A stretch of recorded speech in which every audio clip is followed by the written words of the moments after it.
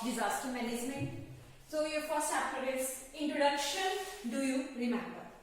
Disaster management के word को पहले मैं एक्सप्लेन करती हूँ. आपदा प्रबंधन, यानी कोई भी डिजास्टर होती है तो किस तरीके से हमने उस पर्टिकुलर टाइम में मैनेजमेंट करनी है.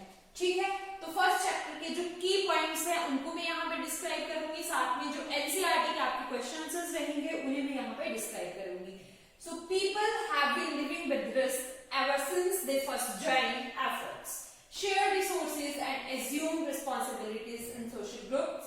Social development and human well-being have advanced only because people have taken risks. Time and again we see the terrible toll that natural disasters inflict on vulnerable communities around the world. हम पूरे world में देखते हैं different kinds of disasters. कहीं पे flood है, कहीं पे सुनामी है, कहीं पे आपका लैंडस्लाइडिंग हो रही है, कहीं पे अकाल पड़ रहा है, सच काइंड ऑफ डिजास्टर्स. ठीक है, और ये पूरे वर्ल्ड में, पर्टिकुलर कंट्री की बात नहीं हो रही है, वर्ल्ड की बात यहाँ पे की जा रही है. Over the recent decades there has been an alarming increase in the occurrence of natural disasters.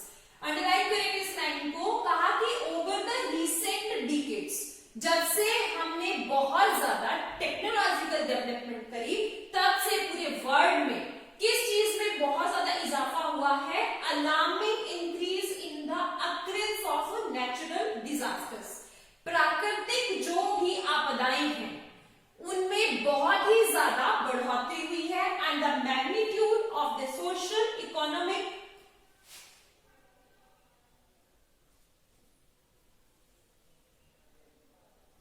Environmental impacts. अब क्या होता है, कोई भी नेचुरल डिजास्टर होती है उसकी वजह से कौन कौन सी चीजें अफेक्ट होती हैं? सामाजिक लेवल पे भी होता है, इकोनॉमिक लेवल पे भी होता है, एनवायरमेंटल इम्पैक्ट्स भी उसके रहते ही हैं. This extensive damage to lives, property and livelihood of the affected communities has turned at the development clock of the areas by decades. कोई भी डिजास्टर होता है तो उसे क्या होता है, उस पर्टिकुलर रीजन में बहुत ज्यादा तो प्रभावित होता है नेगेटिव वे से.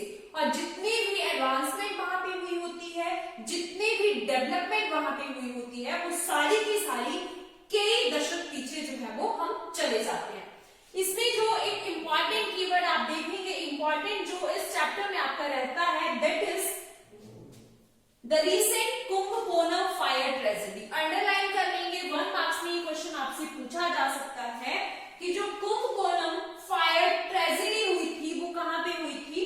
तमिलनाडु में हुई थी. That killed 93 innocent lives, has made us all think about our lives which is precious. क्या था ये कुंभकोणम जो फायर ट्रेजेडी थी जो तमिलनाडु में हुई थी? The recurring floods in Assam and Bihar, frequent drought in Rajasthan, Gujarat and the 2001 earthquake in Gujarat have disrupted the normal life of people across the country. यहाँ पे अलग-अलग जगह का दिया है. सबसे पहले उन्होंने दिया है कुंभकोणम फायर ट्रेजेडी का दिया है, साथ में उन्होंने दे दिया है कि बिहार, असम, राजस्थान, गुजरात में जितने भी डिजास्टर्स हुए उसके बारे में यहाँ पे बताया है. Disasters are as old as human history. कहा कि आपदाएं इतनी ही पुरानी है जब से इंसान की जिंदगी चली है, डिजास्टर्स भी तब से ही चले हैं. They have been mostly dealt with from a purely humanitarian angle, which natural hazards such as cyclones, floods, droughts, earthquakes. ये बताया गया है कि डिजास्टर्स किस किस तरीके से हो सकता है. साइक्लोन्स, फ्लड्स, ड्राउट्स मतलब सूखा पड़ना, बारिश ना होना, बारिश नहीं होगी, फसल नहीं होगी, लोग भूख से मर जाएंगे. अर्थक्वेक्स की वजह से कितना ज्यादा जो है वो प्रभावित होता है. Have been analyzed technically and scientifically within scientific disciplines. Disasters can no longer be seen as acts of God. क्या कहता है यहाँ पे राइटर कि डिजास्टर्स को हमें ये सोचकर नहीं लेना चाहिए कि भगवान का किया हुआ है. नहीं, जो भी डिजास्टर्स होते हैं उसके पीछे इंसान का ही हाथ है. तो यहाँ पे बात करते हैं, मैंने पहले बताया कुंभकोणम ट्रेजेडी. इस चैप्टर में यही जो है वो मेन इंपॉर्टेंट रहता है आपका, जिससे रिलेटेड क्वेश्चन पूछा जा सकता है. तो ये बॉक्स में खुद ही बुक में दिया हुआ है. Kumbakonam July 16, the fire of sustenance turn into a mass fire for children between the ages of 7 and 9 with at least 93 getting charred to death. क्या हुआ था?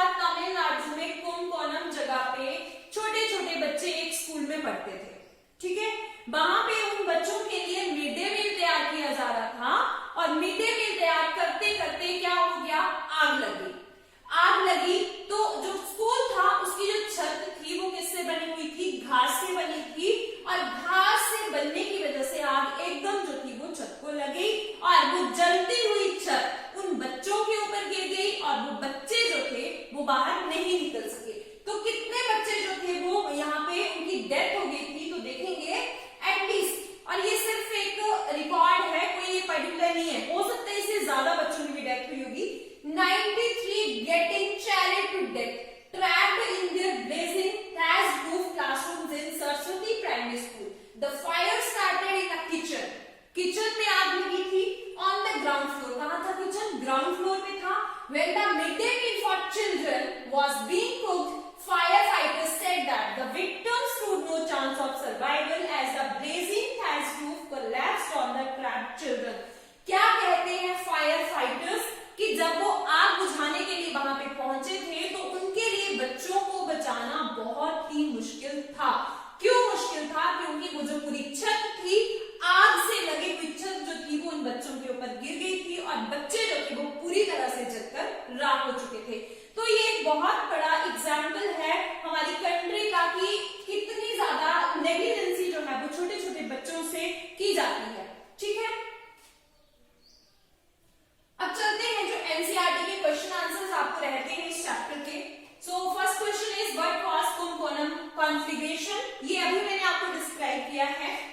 Fire started in a school of Kumbakonam, कहां पे ये जो अग्निकांड हुआ था कहां पे हुआ था, कुंभकोणम में हुआ था। और कुंभकोणम एक जगह का नाम है, यहाँ पे एक स्कूल था, वहां पे ये आग लगी थी।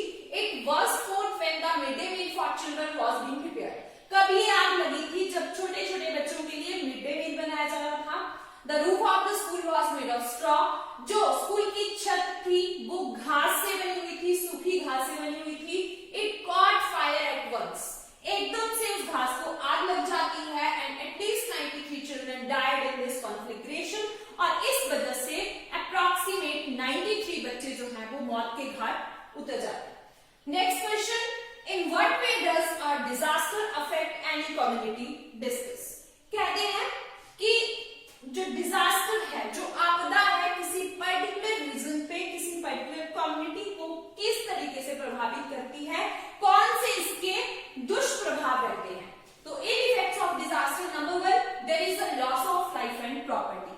क्या होता है, कहीं पर भी फ्लड आता है, अर्थक्वेक आता है, तो किस चीज का सबसे ज्यादा नुकसान होता है, इंसान की डेथ होती है, एनिमल्स की डेथ होती है और साथ में हमारी प्रॉपर्टी, घर है, स्कूल्स हैं, बिल्डिंग्स हैं, इंडस्ट्रीज हैं, सारी की सारी क्या हो जाती हैं, टूट जाती है, अफेक्ट होती है।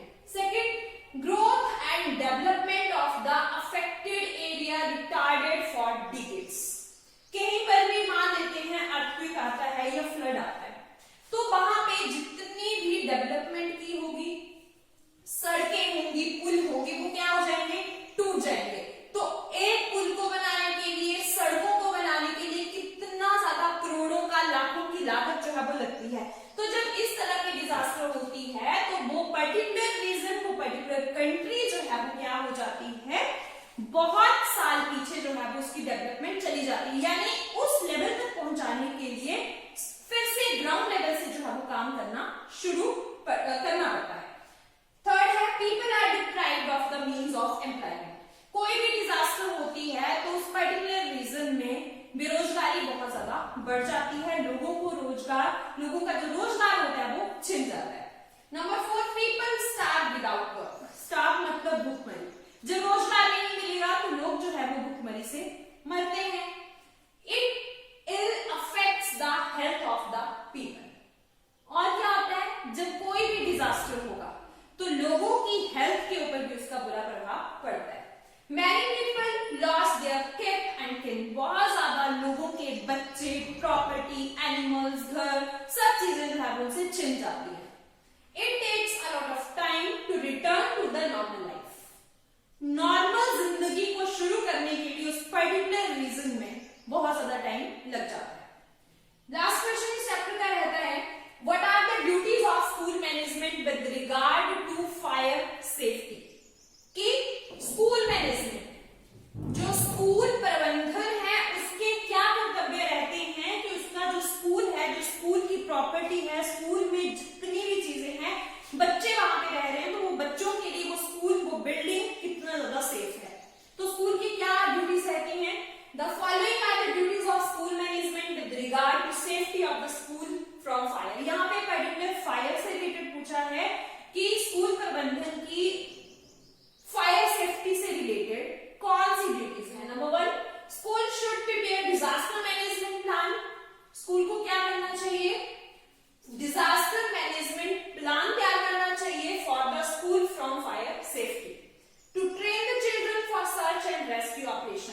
बच्चों को